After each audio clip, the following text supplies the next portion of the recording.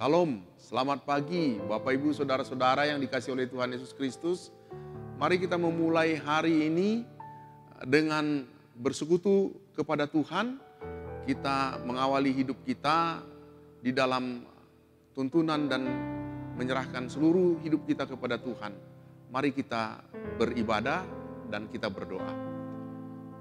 Urapi hati dan pikiran kami, berikan kami hikmat, kekuatan dan tuntunan Roh-Mu yang kudus, supaya firman Tuhan dapat kami mengerti dan kami lakukan menjadi berkat, menolong kami, memberikan kami kekuatan.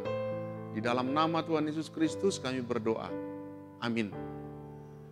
Bapak Ibu Saudara-saudara, jemaat yang dikasihi oleh Tuhan, ayat firman Tuhan yang menjadi bacaan kita dalam renungan pagi ini terdapat di dalam Ayub 42 ayat 7 sampai ayat yang ke-17.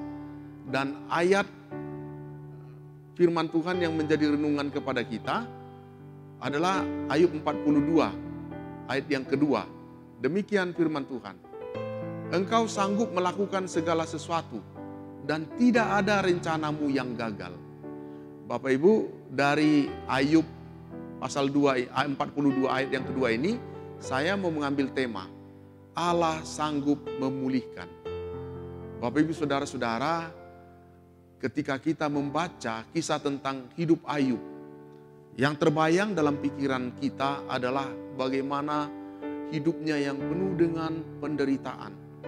Pencobaan demi pencobaan datang silih berganti dan secara beruntun dalam kehidupan Ayub. Yang pertama-tama 10 anaknya mati secara mendadak. Harta bendanya ludes. Lalu dia dihujat oleh istrinya sendiri.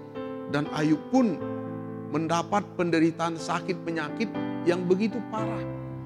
Kalau kita bisa melihat betapa hebatnya penderitaan yang dialami oleh Ayub. Jika ada orang yang menderita seperti itu, kemungkinan dia tidak akan sanggup menjalani kehidupannya.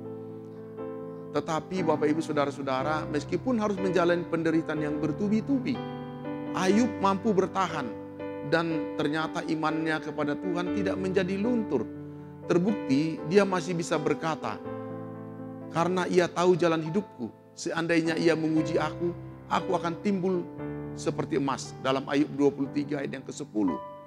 Bapak Ibu Saudara-saudara, Ayub yang berusaha tidak menyakiti hati Tuhan dengan kata-kata yang menghujat ketika dia mengalami penderitaan.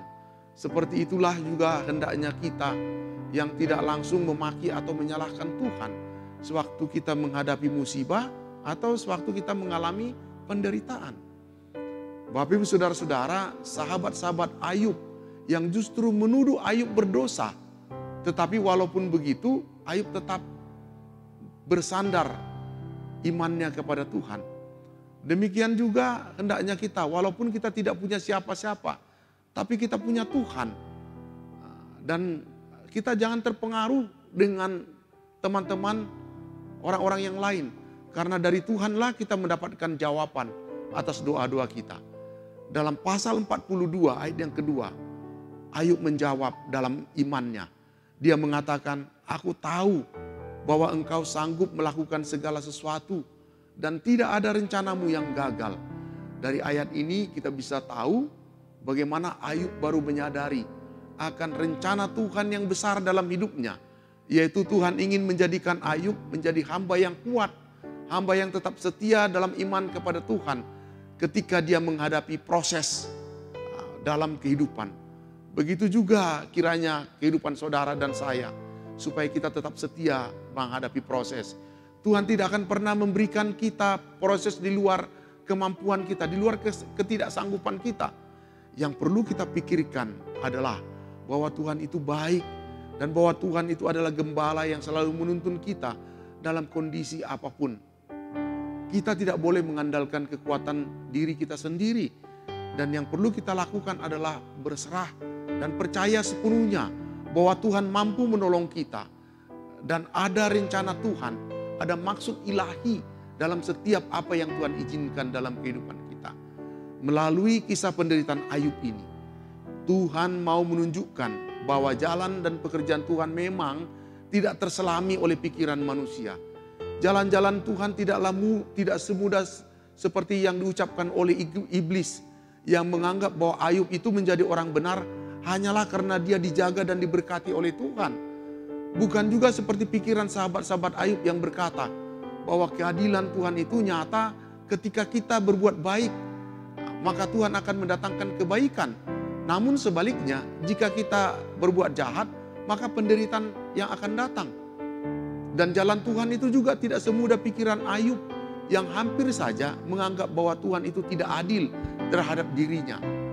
Bapak Ibu saudara-saudara yang dikasihi oleh Tuhan, bagaimanapun juga kehebatan pikiran manusia untuk berusaha mencari jawaban atas berbagai persoalan yang terjadi dalam hidup kita ini. Kita manusia seakan selalu mempunyai keterbatasan. Tidak semua hal persoalan dalam hidup kita ini dapat kita jawab hanya dengan mengandalkan nalar, dengan mengandalkan logika berpikir kita. Oleh sebab itu Bapak Ibu saudara-saudara, kita harus tunduk dan merendahkan diri di hadapan kekuasaan Allah. Jalan-jalan Tuhan tidaklah semudah cara kita berpikir. Dan jalan Tuhan juga tidaklah serumit apa yang kita pikirkan.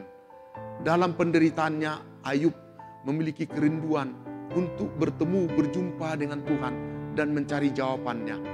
Begitulah hendaknya kita mencari Tuhan, mengutamakan Tuhan meskipun dalam keadaan penderita, bukan bersandar kepada pikiran dan kekuatan yang lain. Serta walaupun orang sudah melakukan curang dan menuduh hal yang salah terhadap kita, kita juga harus tetap mau mendoakan dan melakukan maaf kepada orang yang berlaku curang kepada kita. Pada akhirnya kita akan melihat bagaimana Ayub mendapatkan berkat yang diberikan oleh Tuhan oleh karena dia mau tetap setia kepada Tuhan dan mau berdoa mengampuni sahabat-sahabatnya. Dia tetap meyakini ada rencana Tuhan yang indah, yang besar, yang sementara Tuhan nyatakan dalam kehidupannya. Dan Tuhan memberkati kehidupan Ayub, mengembalikan seperti semula. Demikian firman Tuhan, kiranya firman Tuhan ini memberikan kekuatan kepada kita bahwa Tuhan mampu memulihkan kehidupan orang percaya melebihi daripada apa yang kita pikirkan. Demikian firman Tuhan, terpujilah Kristus. Amin. Mari kita berdoa. Seperti pengalaman Ayub, seringkali pergumulan persoalan tidak mampu terpikirkan kami. Sehebat apapun, sepandai apapun kami manusia, karena kami adalah makhluk yang terbatas. Tetapi Engkau Allah yang mempunyai rencana yang besar, yang tidak terselami. Dan Tuhan mampu melakukan, memulihkan, bahkan mengangkat setiap anak-anak Tuhan seturut dengan kehendak dan rencana-Mu. Ajar kami untuk selalu pasrah, berserah, dan setia kepada Tuhan. Kami bersyukur atas firman-Mu, di dalam nama Tuhan Yesus Kristus kami berdoa. Amin. Bapak Ibu, kiranya firman Tuhan ini memberikan kita hikmat kekuatan untuk memulai semua aktivitas kita, semua kegiatan kita dengan tetap bersandar kepada Tuhan. Demikian firman Tuhan, terpujilah Kristus. Amin.